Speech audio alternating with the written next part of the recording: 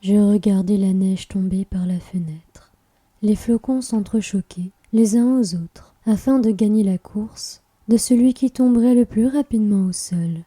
Les rues s'étaient transformées en tapis de glace, et les maisons étaient décorées de toutes parts par nos voisins.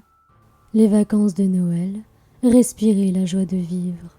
Mes tantes discutaient à l'étage avec mon père. Ma mère, elle, préparait la luge pour mon petit frère. J'accrochais les dernières guirlandes de Noël à l'arbre qui trônait dans le salon. Ma mère s'est approchée de moi et m'a demandé d'accompagner mon petit frère pour faire de la luge. Ça ne m'intéressait absolument pas. Lucas était un vrai casse-pied. Mais comment refuser la demande de ma mère ? Je ne pouvais tout simplement pas lui refuser quoi que ce soit le soir du réveillon de Noël. Alors, j'ai dit oui. La nuit était tombée depuis 20 minutes déjà, et je m'amusais à regarder Lucas tirer le jouet par terre jusqu'à la colline que nous devions dévaler. Celle-ci était isolée du voisinage et proche de la forêt. L'air que je respirais se transformait en buée une fois expiré. Je n'avais pas du tout envie d'être ici. Il faisait froid et le décor ne me rassurait pas. Mon instinct me disait de fuir. Je ne me sentais pas du tout rassurée. Mais mon frère a insisté pour que je descende la pente avec lui. Il m'a tiré par la main jusqu'en haut de la colline. Et une fois en haut, nous l'avons tous deux dévalé assis sur la luge. J'ai toujours détesté mon frère et j'ai toujours fait semblant de l'aimer.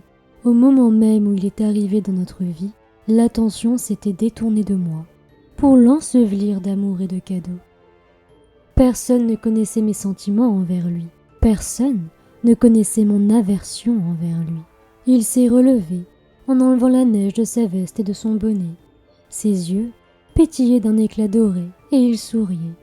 Il me regardait avec amour.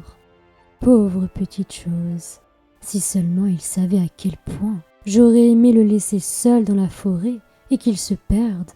Je lui ai souri en retour et j'ai posé ma main sur sa joue. « Tu es le plus gentil et le plus mignon des petits frères !» ai-je dit comme si c'était vrai. Il a rigolé et est parti remonter la colline tout en traînant la luge derrière lui. Soudain, j'ai vu une ombre passer entre les arbres, un animal sauvage. J'ai plissé les yeux, on aurait dit un puma. Il y en avait beaucoup dans les montagnes et les forêts du Canada. Celui-ci se cachait derrière les arbres de la colline, mais il se rapprochait doucement et dangereusement. Il était en train de choisir sa proie. Qui de nous deux allait-il attaquer en premier ? Une idée m'est alors venue. « Lucas !»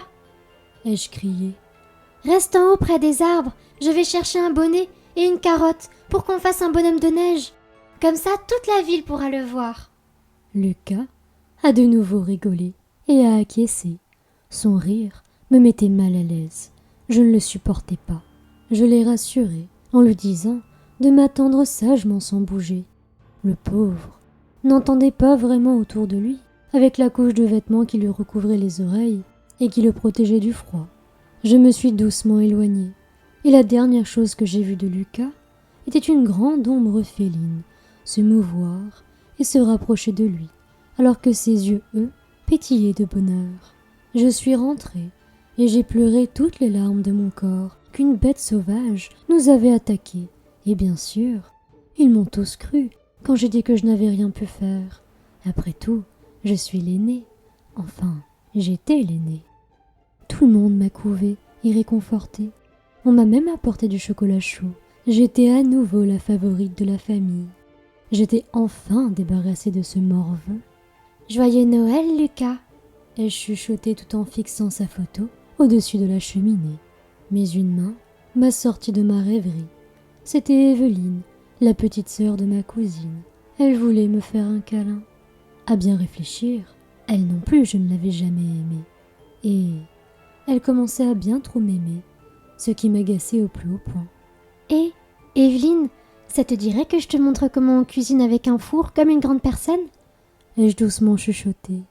en rigolant bien sûr.